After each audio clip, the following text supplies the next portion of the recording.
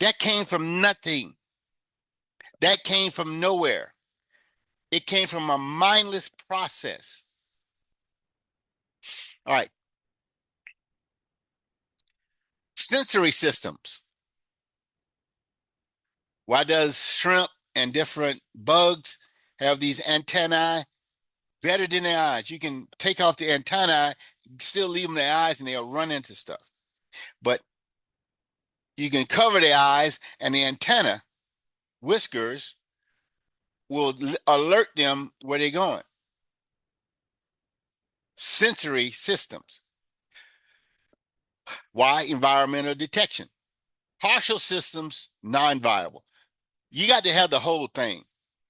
You got to have the antenna that hits the monitor before I phase plan into it with the nerve system connected to the brain, connected to the muscles.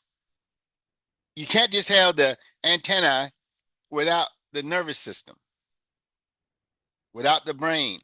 Simple, you nature could not have Mother Nature, Gaia could not have created a common cockroach, let alone the human body.